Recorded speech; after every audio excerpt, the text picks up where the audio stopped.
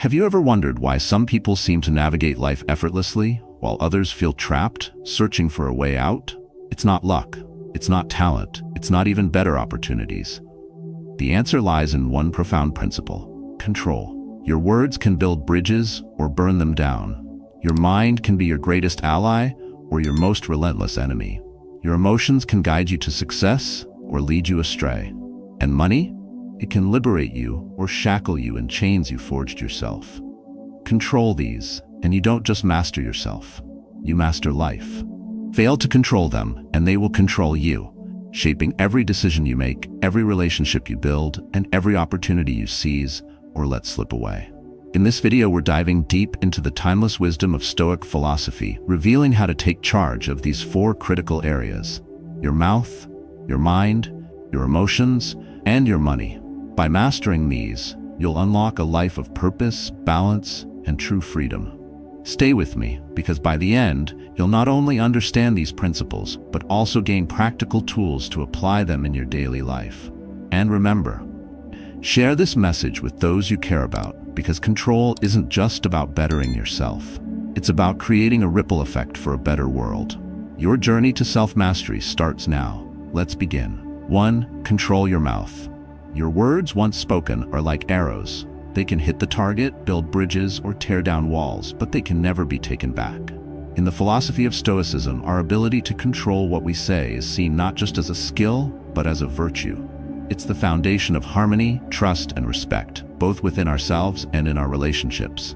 Epictetus said, "First learn the meaning of what you say, and then speak."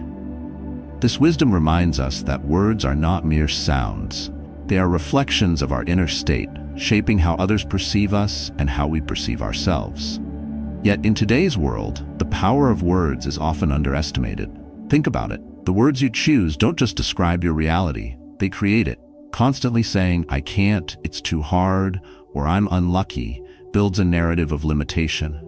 Over time, this narrative embeds itself into your mindset, becoming a self-fulfilling prophecy.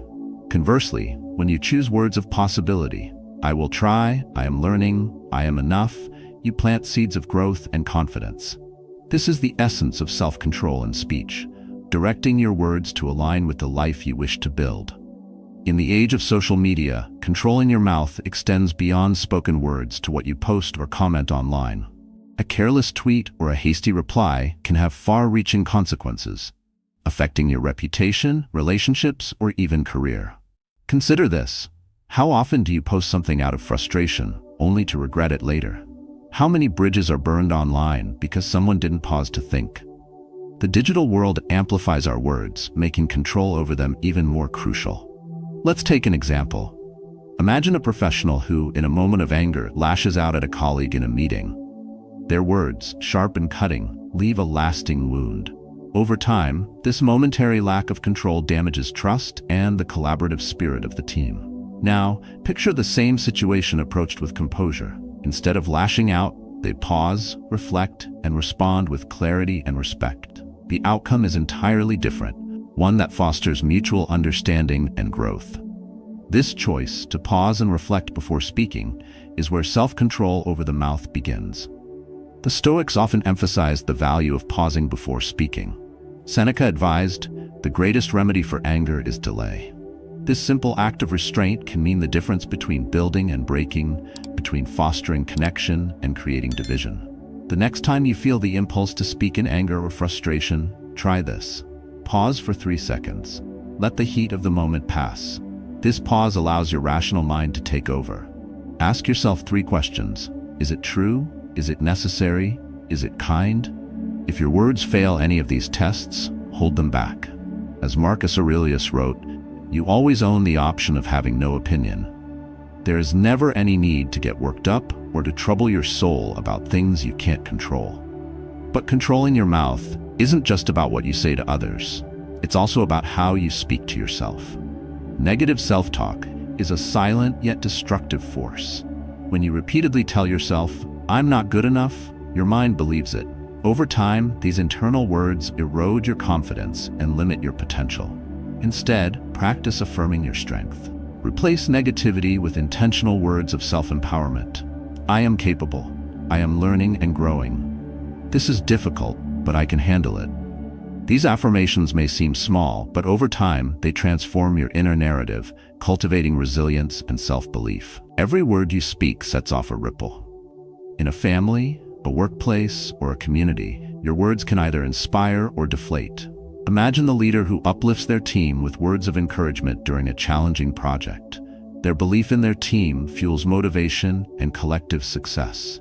Contrast this with a leader who constantly criticizes and blames. The ripple effect here is one of fear, distrust, and disengagement. This is the power of words in action. Small ripples that shape entire ecosystems.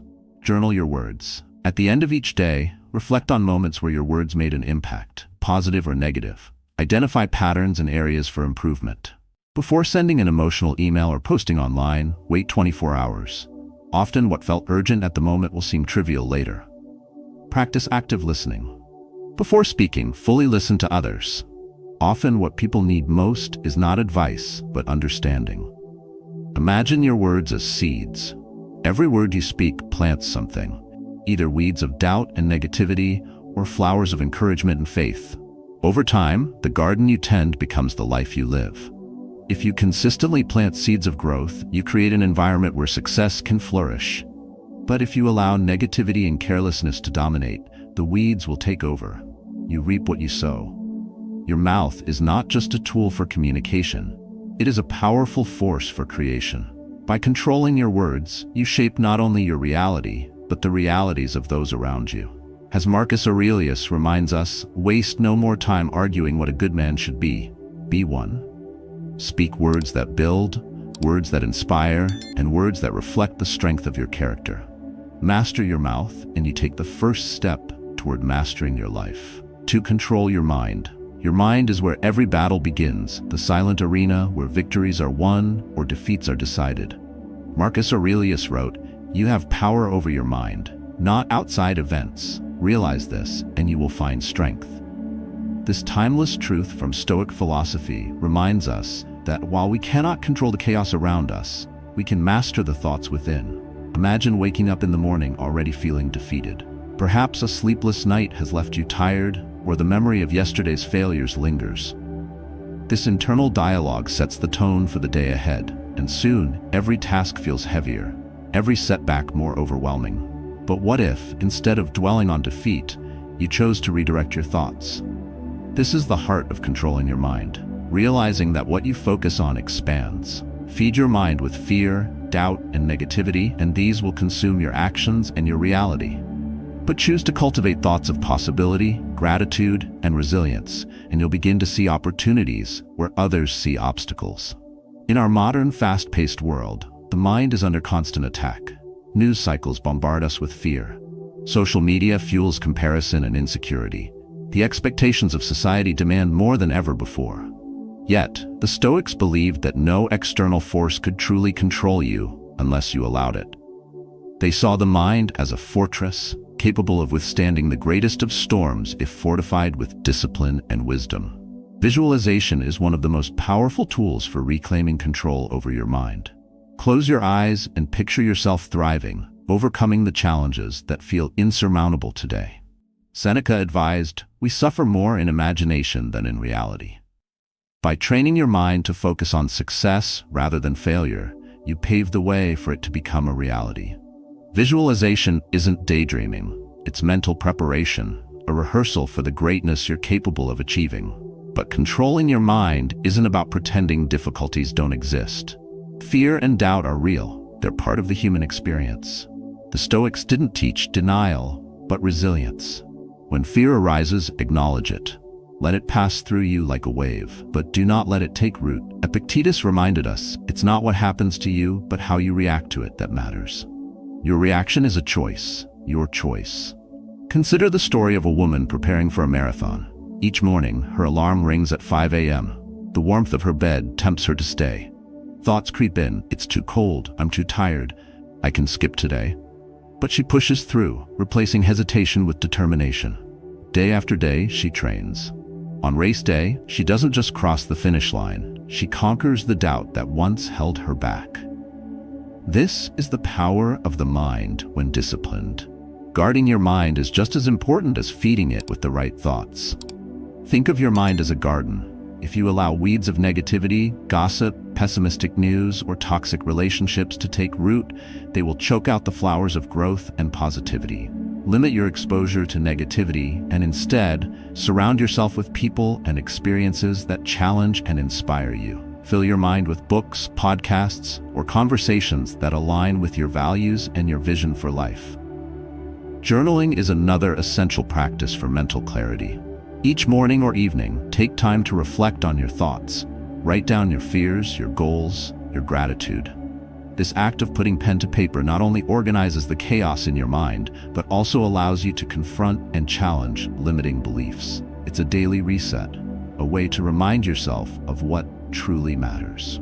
Imagine this. A man wakes up feeling overwhelmed by the responsibilities of the day. His mind races with thoughts of unfinished tasks, financial worries, and personal struggles. But instead of letting these thoughts spiral, he sits quietly with his journal. He writes, "Today, I will focus on what I can control. I will do my best and let go of the rest."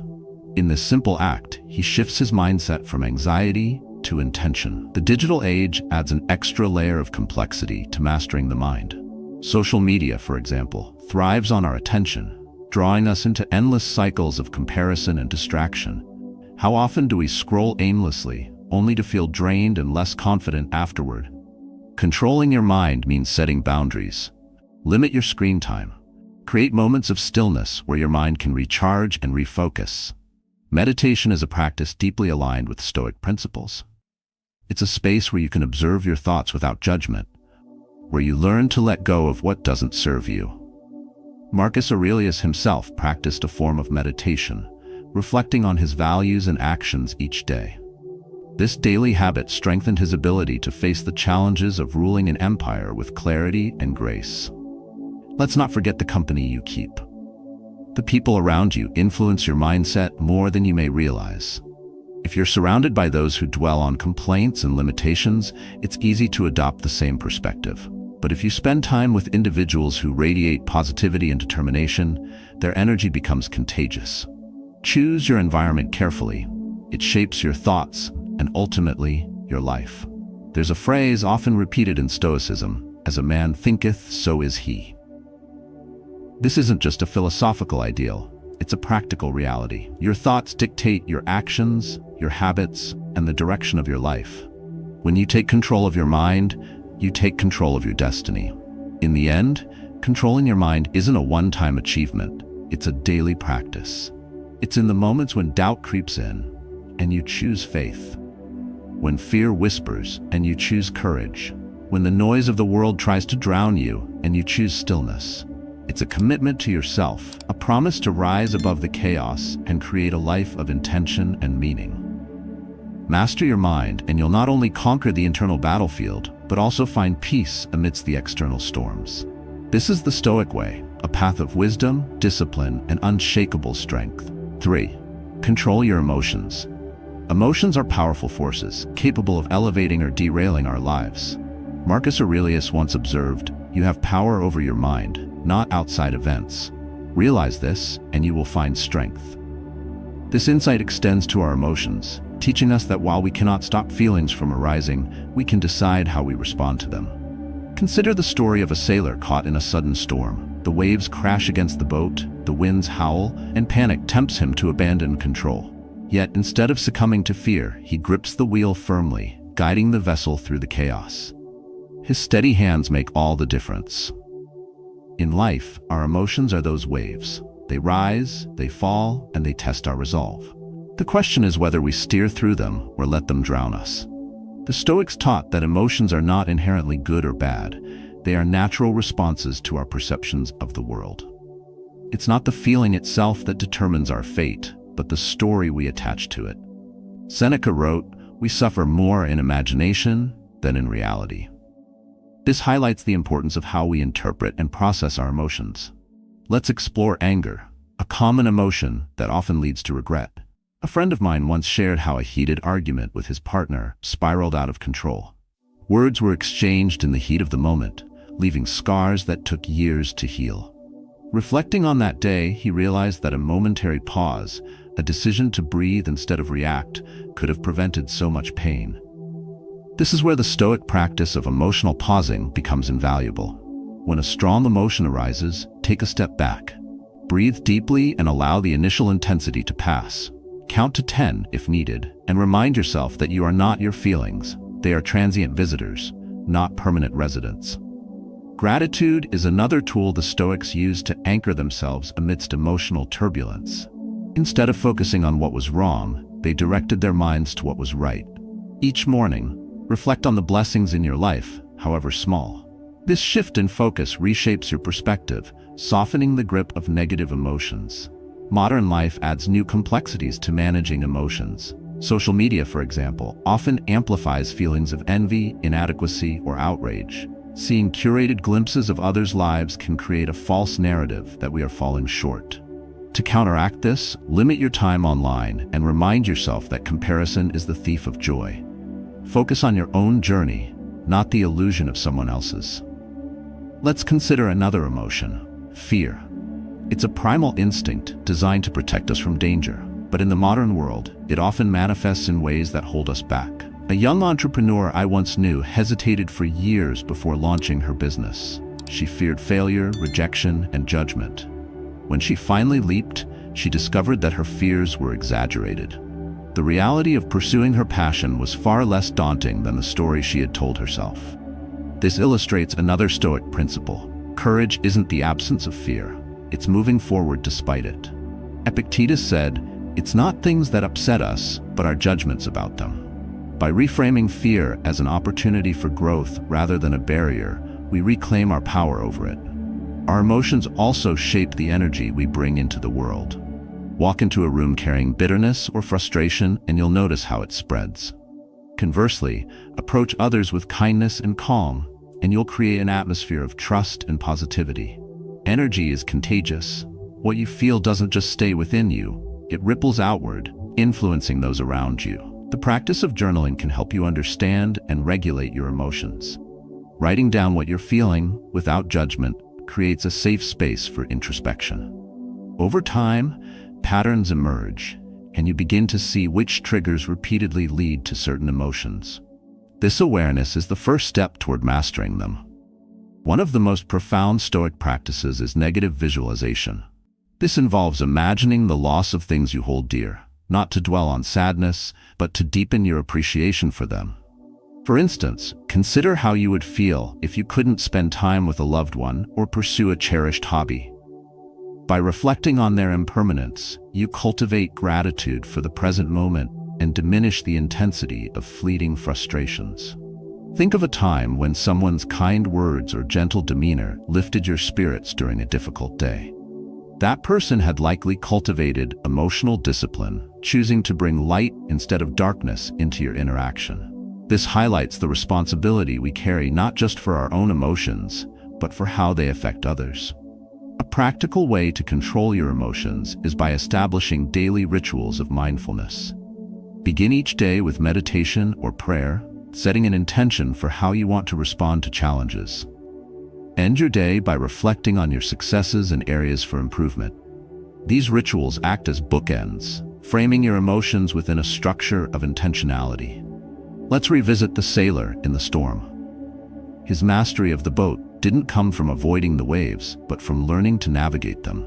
Emotions like those waves will continue to rise and fall. The goal isn't to suppress or ignore them, but to steer through them with grace and wisdom. As Marcus Aurelius wrote, "If you are distressed by anything external, the pain is not due to the thing itself, but to your estimate of it, and this you have the power to revoke at any moment." Revoking that power is not easy, but it's possible with practice, patience, and a commitment to growth. In mastering your emotions, you master the storms within. You find calm amid chaos, clarity amid confusion, and strength amid struggle. This is the Stoic way, not to deny the waves, but to ride them with courage, balance, and purpose. 4. Control your money. Money, often described as the root of all evil, is misunderstood. Epictetus clarified this misconception when he said, "Wealth consists not in having great possessions, but in having few wants." Money itself is neutral, neither good nor bad. It's how we perceive and use it that defines its role in our lives. For some, money is a tool for freedom and generosity.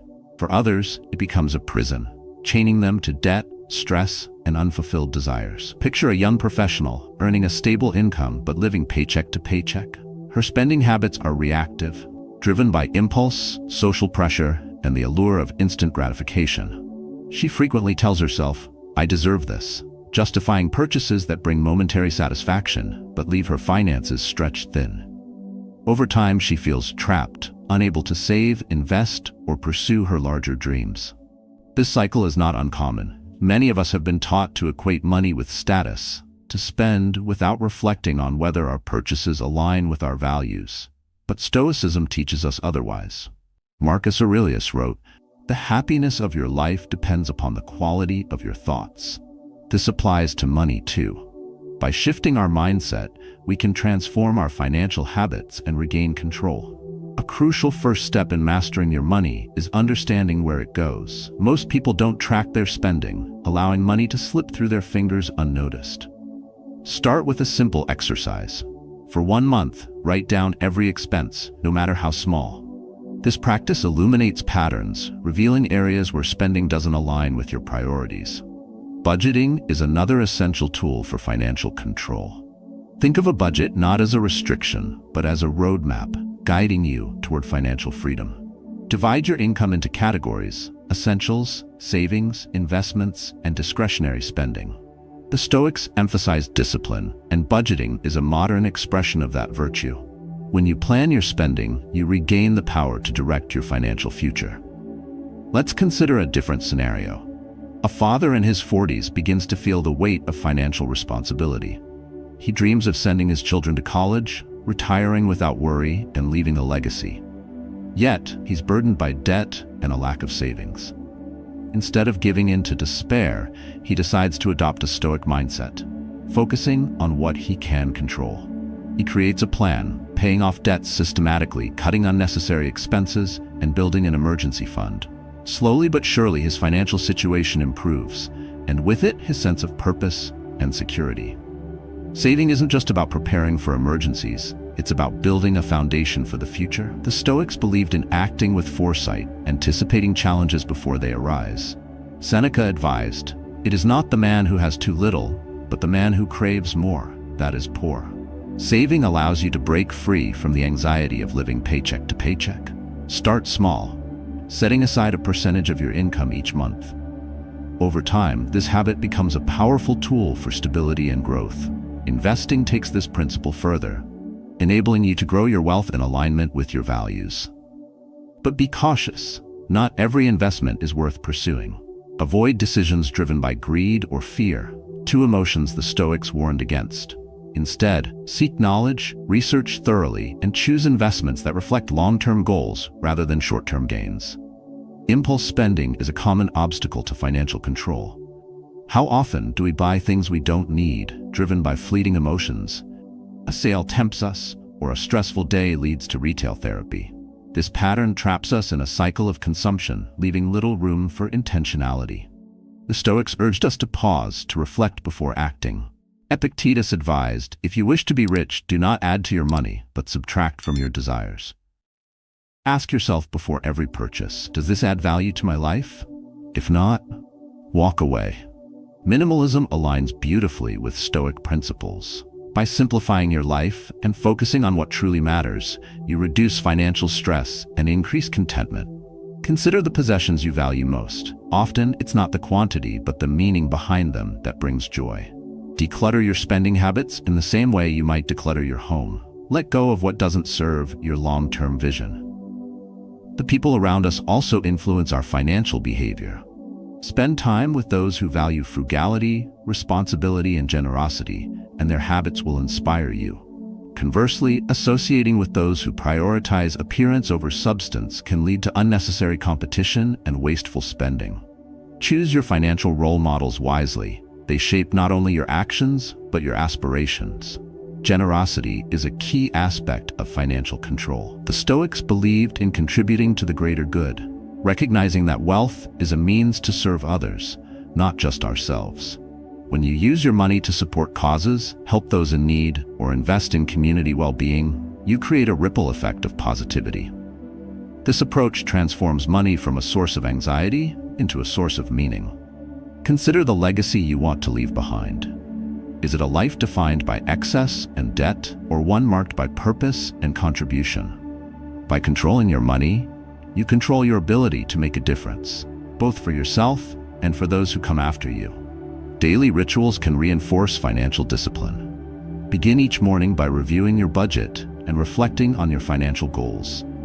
End each day by noting your spending and asking yourself, did I use my money today in ways that align with my values? These habits, though simple, create a foundation for intentional living. Marcus Aurelius once wrote, "A man's worth is no greater than the worth of his ambitions." In the context of money, this means aligning your financial habits with what you truly value. If your ambition is freedom, save and invest wisely. If it's an impact, use your wealth to uplift others. Whatever your vision, let your money work for you, not against you. Mastering your money doesn't happen overnight. It's a journey of small steps, tracking expenses, setting goals, practicing restraint, and embracing generosity. But as you take these steps, you'll notice a shift. Money will no longer control you. Instead, it will become a tool for creating the life you want. This is the Stoic way: to live intentionally, to use resources wisely, and to find freedom in discipline. Control your money, and you'll discover that true wealth isn't measured by what you have, but by how you live. Life is not about controlling everything around you. It's about mastering yourself. Through the timeless wisdom of Stoicism, we've explored 4 pillars of self-control: your mouth, your mind, your emotions, and your money. Each is a vital part of the foundation for a life of purpose, resilience, and peace. Master these and you'll find that the world feels less chaotic, less burdensome, and more aligned with your values. When you control your words, you create connections instead of division, fostering trust and understanding. By mastering your thoughts, you shape a reality rooted in growth and possibility, rather than fear and doubt. Managing your emotions transforms moments of turbulence into opportunities for grace and wisdom. And when you take charge of your finances, you unlock not just freedom, but the ability to create impact and leave a legacy. But mastery is only half the story. True fulfillment comes when you share that mastery with the world. Start small. Choose kindness in your words, patience in your reactions, and generosity in your actions.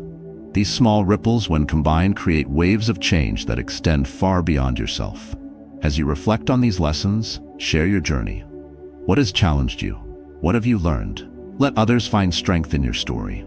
By sharing, you not only inspire others, but also cultivate gratitude for the progress you've made. Every small action matters. Begin today. The world is watching, and it's ready to embrace the love and light you bring.